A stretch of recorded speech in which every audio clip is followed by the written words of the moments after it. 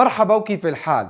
إذا أنت بتعاني من التهاب الحلق أو أحد أصحابك وأحبابك وبدك تتخلص من هذا الاحتقان وبسرعة، فما إلك إلا أنك تنفذ وتحضر كل ما في هاي الحلقة من وصفات منزلية للتخلص من احتقان والتهابات الحلق. كل هاي وبالتفصيل رح نناقشها بعد الفاصل وراجعين. ما في أكثر من إزعاج وسمة بدن انك تصحى الصبح وتلاقي عندك اعراض التهاب الحلق وبتتمنى انك تخلص منه على الفور، وهذا سبب وهدف حلقتنا لليوم. فانت بتصحى عندك الام وجفاف في الحلق مع فقدان للشهية وصعوبة في البلع اللي بتخليك ما عندك طاقة ولا نفس حتى تروح على دوامك، ونفسك تضلك قاعد في مكانك وانت تشرب شوربة وتخلص من الامك. ترى 13 مليون شخص حول العالم عم بيروحوا على الدكاترة بس من التهاب واحتقان الحلق. احتقان الحلق أسبابه كثيرة، وفي عندك 3 مناطق مختلفة بتصاب في احتقان الحلق والتهابه. وحلقتنا لليوم حنحكي كيف نتخلص مباشرة من هذه الآلام على الطاير، حتى إنه أنت ما تكمل للظهر تكون أنت خالص من هاي الآلام.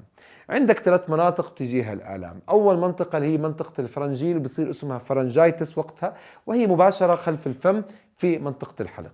المنطقة الثانية بسموها التونسولايتس اللي هي فعليا الاحتقان اللوزتين، وبتلاقي انه بتتضخم عندك اللوزة وهي الاكثر ايلاما والاكثر صعوبة في البلع فيها، وبتكون في تهيج في المرارة في منطقة اللوزتين. اما المنطقة الثالثة اللي بتحتقن هي منطقة الحنجرة ومنطقة الاحبال الصوتية، وبنسميها اللارنجايتس، وعندها بتبطل اصلا تقدر حتى ينسمع صوتك لانه هي المنطقة اللي بيطلع منها الصوت بالمعتاد. في بداية حلقتنا لليوم، وقبل ما نبلش نحكي في 7 وصفات منزلية اللي بتشفيك بسرعة وبدون ما تستخدم علاجات طبية، اكتب لي بالتعليقات لما يجيك انت اي اعراض احتقان ايش بتسوي؟ ايش بتروح من مطبخك وبتطلع اي عشبة وفيها حتى تفيدني وتفيد كل المتابعين. اكيد جيب فنجان قهوة او كاسة ينسون قرفة ساخنة، وجيب ورقة وقلم وسجل كل التفاصيل. خلينا نبلش بالحلقة. وإذا بدنا نصنف أسباب احتقان الحلق من حيث نوع الالتهاب هو فيروسي ولا بكتيري، فهو نوعين، يا فيروسي يا بكتيري. طبعا 90% من الالتهابات اللي بتصير عندك وعند كل البشر هي مصدرها فيروسي، لكن لما تروح انت على طبيبك للأسف انك انت بتاخذ المضاد الحيوي او بتجبره على اعطاك المضاد الحيوي، لانك ما بتكتفي انه يعطيك حبتين بنادول، لأنه لا يمكن علاج الالتهاب الفيروسي بالمضادات الحيوية. المضادات الحيوية فقط بتقتل البكتيريا، والإشي الوحيد اللي بتستفيده لما بتاخذ المضاد الحيوي إذا عندك التهاب فيروسي إنك بتقضي على كل البكتيريا النافعة الموجودة في أمعائك، وبتسأل بعدين ليش عندي وجع في بطني وإمساك. الالتهاب الفيروسي اللي بيصير عادة بيصير بسبب الحمى أو الإنفلونزا، وبكون عادة واضح وسهل إنك تميزه، احتقان بحلقك مع ألم بالإضافة لسعال وسيلان بالأنف. هذا لا يمكن يصير بالالتهاب البكتيري. الالتهاب البكتيري على الصعيد الثاني بيصير بسبب بكتيريا، وهذه البكتيريا بشكل عام ما بيكون فيها لا سيلان بالأنف ولا حتى بيكون فيها سعال. اللي بيكون فيها غثيان وألم شديد في البطن مع مشاكل في عملية الهضم بالمجمل. وقتها ضروري تاخذ المضاد الحيوي، لأنه صعب جدا التشافي بدون المضاد الحيوي، خصوصا إذا كانت مناعتك نصكم. بالنهاية السبب الأساسي للالتهاب البكتيري عادة بيكون الستريبتوكوكس بكتيريا، واللي هي بتمثل تقريبا 40% من الحالات اللي يصابوا بالالتهابات البكتيرية، اللي يعني 5% من كل الإصابات، لأنه 90% من الإصابات أساسا فيروسية. يعني إذا بدك تعمل إشي معروف لجسمك حتى تتخلص من التهابات الحلق، الحل الوحيد والأمثل إنك تنام كويس 8 ل 10 ساعات وترتاح اليومين هدول، وتاخذ الوصفات السحرية اللي بدي أعطيك إياهم اللي موجود في مطبخي ومطبخك، وما بدك غير هيك. فخلينا نبلش بأول هاي الوصفات. خيار الأول والأفضل وسلاحي السري للبكتيريا والفيروسات المتعلقة بالحلق أكيد هو التوم. فالتوم هو أفضل قاتل للبكتيريا والفيروسات وأفضل رافع للمناعة، وهذا هو خياري الشخصي لما أصحى الصبح ولاقي حالي متعوس على عيني وعندي احتقان في حلقي، عندي تصوير بدي أخلص من هاي المشكلة بسرعة. إيش بسوي؟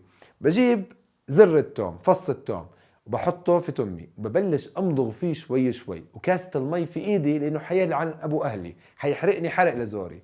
ببلش بمضغ شوي شوي، والعصارة والأنزيمات القاتلة المضادة للالتهابات الموجودة في التوم بتبلش تطلع في الفم، بتبلش تحرق الفم من أوله لآخره. لما أخلص مضغ التوم ببلش أبلع ريقي وأتغرغر فيه شوي شوي. بضلني لحتى ما خلص مش قادر أتحمل بمسك كاسة المي وبشرب. بكون هيك أخذت التوم بأسرع طريق، بأبطأ طريقة ممكنة، قادرة على حرق الأخضر واليابس. عادة الحركة بس أسويها ما بكمل للظهر، بتكون كل مشاكلي انحلت وما بترجع، بس من فص توم واحد. إذا أنت من أصحاب القلوب الضعيفة بدك طريقة أسهل، بإمكانك تبلش بكل بساطة تغلي التوم وتشرب منقوع التوم. منقوع التوم حيكون أسهل إلك لأنك مباشرة حتغرغر فيه، يا بتفه يا بتبلعه. بلعه أفضل لأنه بيرفع المناعة. الطريقة الثانية أو الوصفة الثانية لليوم اللي هو عصير الليمون إضافة للزنجبيل، ويا ما أحلى لو تحط عليه شوية توم. ترى الوصفة الثانية مش بس بتنفع موضوع احتقان الحلق، ممتازة جدا لإيقاف حرقة المعدة الناس اللي عندهم جيرد، لأنه بكل بساطة بترفع حمضية المعدة، حتحس بحرقة المعدة عندك، فبالتالي مباشرة البوابة اللي فوق بتغلق. هتيجي تجيب ليمونة مع مي وتحط عليها نص معلقة شاي زنجبيل، وتحط عليها تومة تدقها أو تقطعها قطع صغيرة وتخلطها، بعدين تتغرغر فيها شوي شوي وتبلش تشربها. طبعا الفيتامين سي بطبيعته بيرفع المناعة، والليمون والحامض هذا أساسا قاتل للبكتيريا والفيروسات. التوم أنزيماته قاتلة ومؤذية جدا للبكتيريا والفيروسات، وبتحس أصلا بتحرق زورك، فما بالك البكتيريا. أضف إلى ذلك الزنجبيل اللي معروف بدوره في رفعه للمناعة. إذا بدك تزيد من تأثيره السلبي على البكتيريا ضيف عليه شوية ملح، فأنت صرت بتغرغر مع مي وملح. الملح بيسحب السوائل من داخل البكتيريا فبتنشفها، بتقتلها، هي أساسا بتسحب شنتتها وبتطلع برا من عندك. أما الوصفة الثالثة فهي شرب مغلي ورق الغار. ورق الغار احنا دائما بنستخدمه في الطبيخ، مليان في الخصائص العلاجية اللي بتساعد في رفع المناعة وقتل البكتيريا والفيروسات. بكل بساطة جيب ورق القرفة، جيب ورقتين وحطهم في كوبين مي واغليهم لمدة 3 دقائق. بعدين بتتركها بترتاح في المي السخنة هاي لمدة 5 دقائق حتى تترك العصارة اللي فيها والإنزيمات تطلع من الورق وتصير موجودة في هذه المي اللي حتتغرغر وتشرب منها. إذا بدك تقلل النكهة البتر اللي فيها بإمكانك تضيف إلها القرفة بإنك تغلي القرفة على جنب لمدة 10 دقائق وتخليها تتركز حتى تاخذ مركز القرفة هذه وتحلي فيه ورق الغار، وبصير عندك مشروب صباحي يشفيك بامتياز. ممكن انك ما تحط ورق القرفة وتضيف عليه ملح وشوية بهار، بيطلع طعمته قريب من مرق العظم، وقتها بتشربه مشروب مالح كأنه شوربة، مش مشروب حلو زي مشروب القرفة. الوصفة الرابعة لليوم اللي هي مرق العظم. مرق العظم ممتاز لأنه بطبيعته أصلا فيه كالوجين اللي بيشفي بعادة المجرى الأمعاء، وبالتالي برضه بيشفي المريء اللي أصلا بيكون محتقن وملتهب ومتجرح بسبب هذا الالتهاب.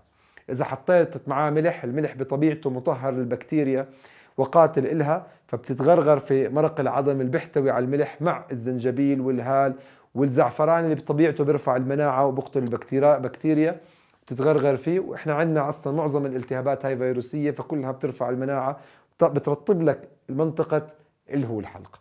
أما النقطة الخامسة فاستهلاك معلقة طعام من العسل صباحا. إذا أنت ما عندك سكري ومقاومة أنسولين وما عندك زيادة وزن وأنت عم تعمل كيتو وهدفك تخسر بالوزن، فقد يكون استخدام العسل من الحلول الرائعة لهذا الموضوع. فالعسل الطبيعي غير المبستر الموجود في المزارع اللي أنت ضامن أنه مش في المحلات، هذا ممكن تستفيد منه لعلاج والاحتقان، فهو برطب بالحلق، بالإضافة أنه المواد اللي فيه والبكتيريا النافعة والمضادات البكتيرية القاتلة للبكتيريا والمضادات التحسس الموجودة فيه بتساعدك على ترطيب الحلق وقتل البكتيريا. فمعلقة طعام كفيلة تعمل هيك. لكن إذا أنت أخذت العسل الموجود في الرف في المحلات التجارية فأنت أخذت مي وسكر حرفيا، أخذت عسل مبستر، فقط كل هاي الأنزيمات بعملية البسترة والتسخين. وقتها أنت عم تاخذ فعليا سكر خام بطعم البكتيريا الموجودة اللي بتنمو مع الفيروسات، فبتزيد من احتمالية تحول الالتهاب الفيروسي إلى بكتيري. فاحرص أنك تاخذ العسل الطبيعي أو عسل المنوكة. أما الوصفة السادسة فاستهلاك مصادر غنية بالفيتامين سي. حبة الأفوكادو مليانة فيتامين سي، الليمون مليان فيتامين سي، كل الورقيات الخضراء مليانة فيتامين سي. إذا استهلكت هاي الورقيات الخضراء بالإضافة للليمون والأفوكادو بتاخذ كميات كبيرة من الفيتامين سي المعروف بقدرته على رفع جهاز المناعة والقضاء على الفيروسات. أو إنك تاخذ الفيتامين سي من خلال المكملات بس بجرعات عالية، بإنك تاخذ 1000 ملغ من الفيتامين سي الأسكوربيك أسيد 3 حبات في اليوم.